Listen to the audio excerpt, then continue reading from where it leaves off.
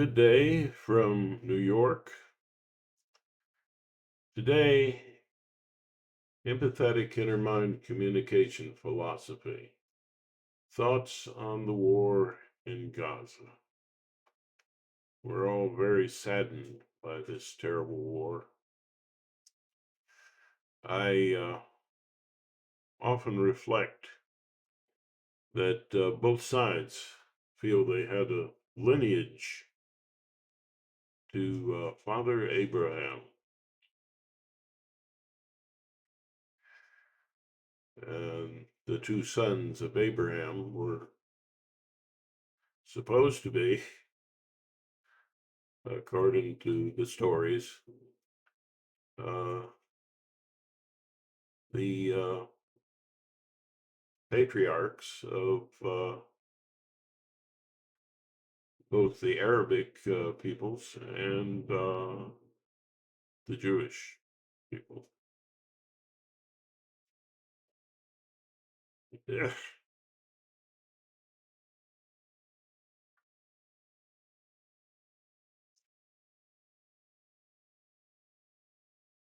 I reflect that there were many attempts to bring the world together under a single religion, which almost and invariably backfired. The Sikhs tried to do that, and they were persecuted.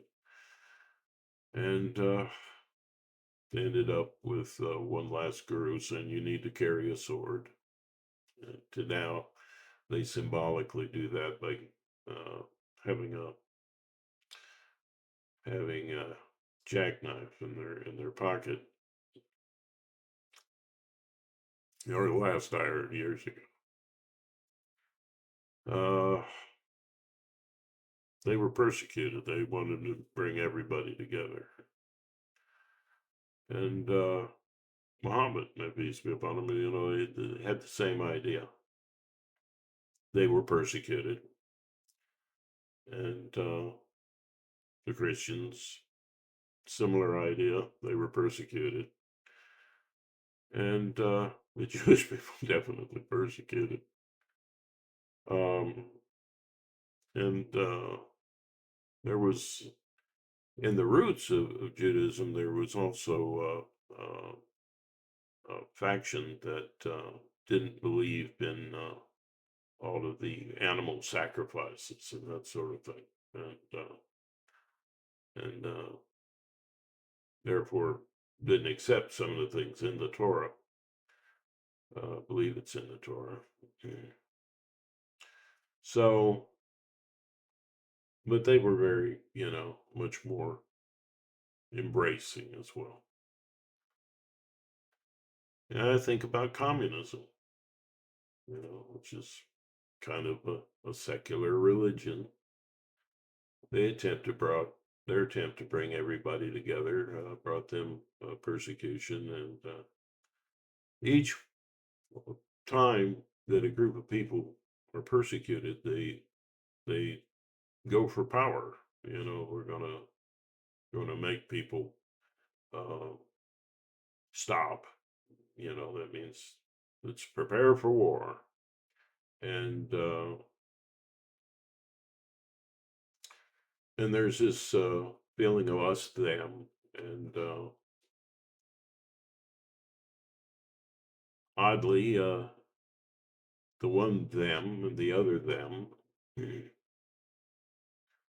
were attempts to bring people together at the root, but under certain rules, which evidently differed.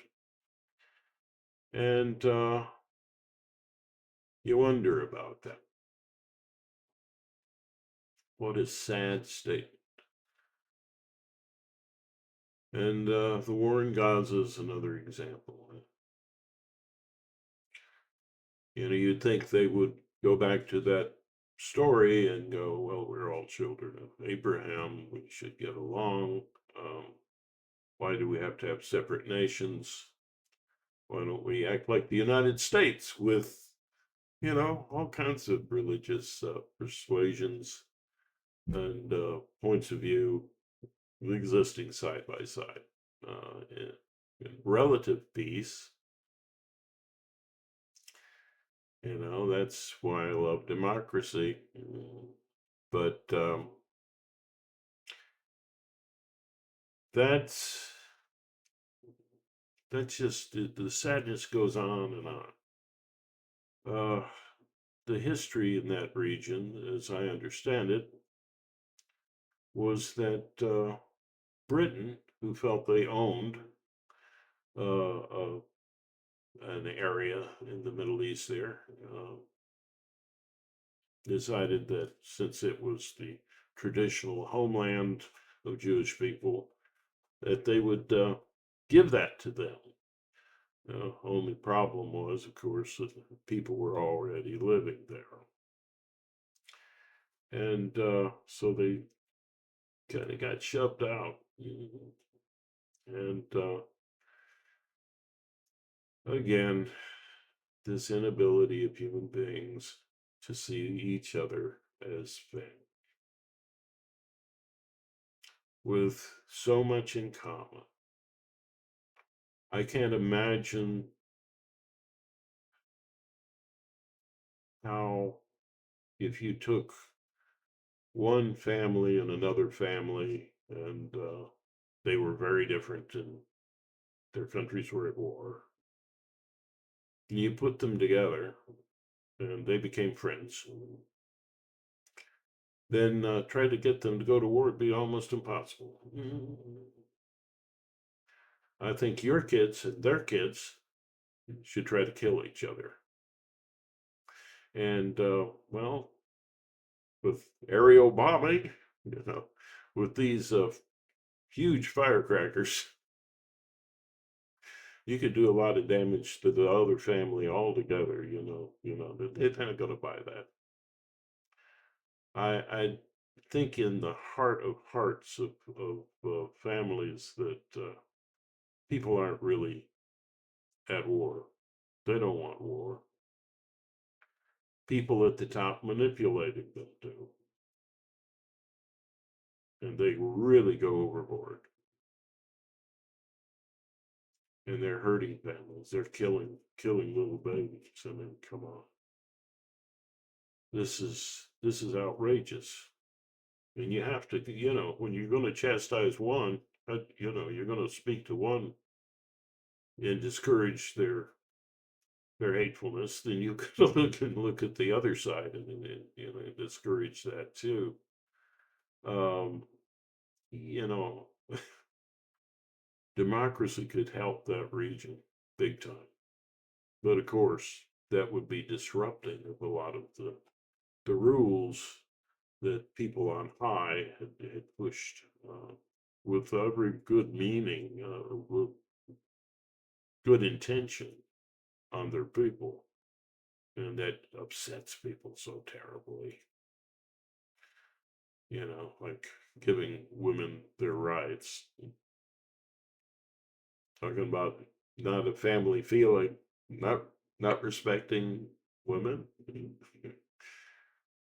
Really? Make yeah. You just can't make this up. What I'm saying from the perspective of empathetic intermind communication is another attempt to bring people together. So bound to be some problems, but if people started in their own mind with these different perspectives that we talk about on the channel, they could start being a little more flexible and a little bit more loving to themselves, and therefore also more loving to each other. That's the purpose of this channel, to try and do that. We've tried it by forcing people into regulated families. Didn't work. I've cited many instances, but hopefully with this approach, maybe a little more can be accomplished. The force of these punishing attitudes and this hatefulness that can go back in some regions hundreds of years. That's really sad. But I think, if we brought them together family by family, if we cut out an area where we says, here there will be no war, and include people from both sides and make sure that they become friends. And just build from there until you've got this one big country where all of these warring people are friends. And I'm sure there are many practical reasons why that's impossible. But yeah, but I think the internet and people communicating together as families, that could be helpful. One of the problems with that approach is that there are so many languages and dialects. AI is getting us a path around that, and I think that's a very important thing to think about.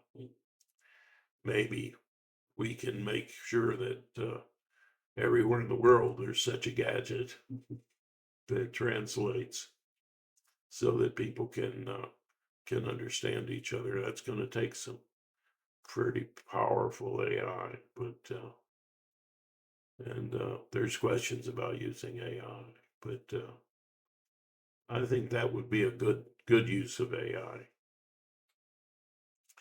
Bring the families together. Bring them together. It's always just appalling the things that people will do. Um,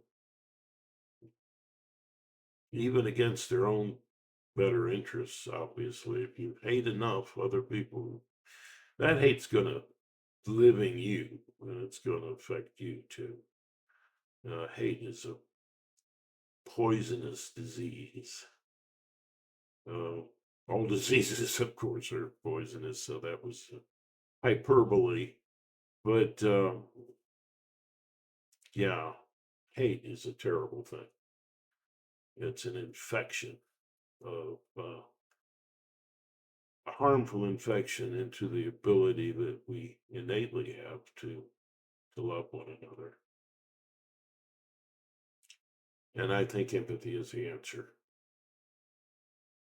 to understand and to feel what the other people are feeling.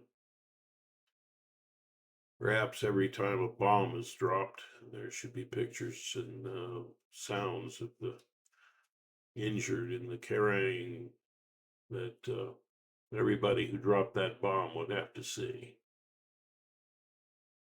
This is what you did.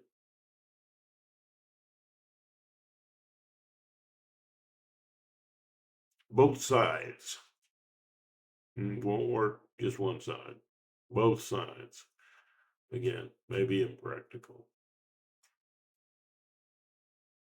I hope this opens a dialogue with people who have thoughts about spreading love around the world, which is, the purpose of this channel. And, a little bit of tolerance, maybe, for people who are different. A lot of times, well, if there was enough love in the world, I think that right away there'd be fewer needs for abortions. Only medical, all the reasons would be medical. Really, why not trust the woman and the doctor?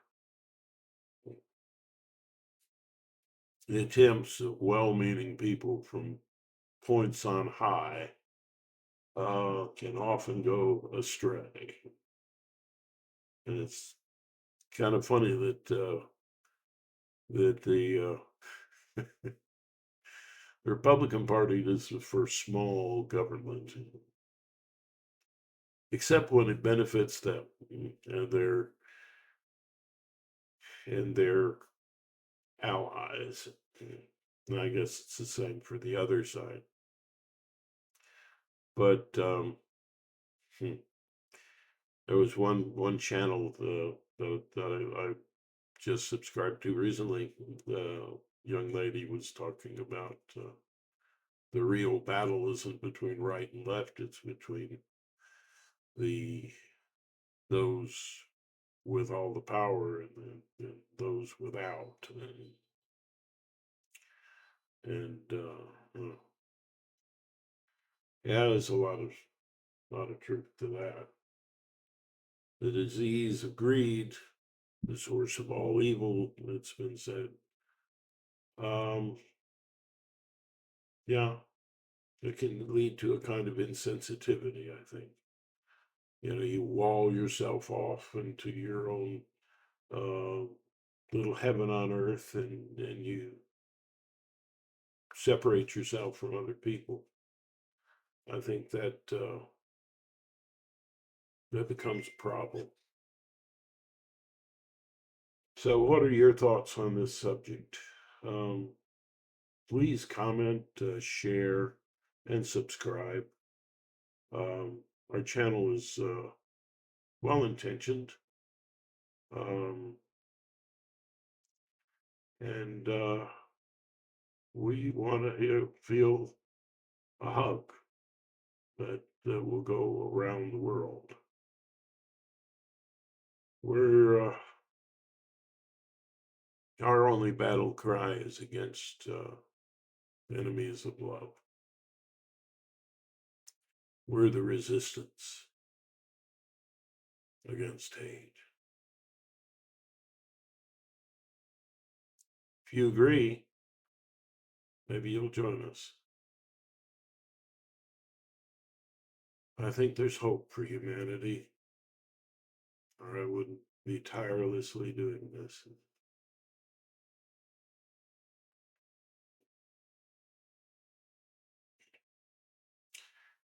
Again, what are your answers? Where are you at? Where are you living? What country are you in? Uh, how are things there? Uh, what's being done in your region to promote love over war and sharing over starvation?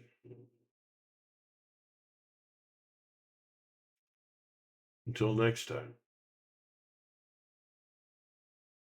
I hope that you practice love within yourself, as we talk about here, so that you can practice love everywhere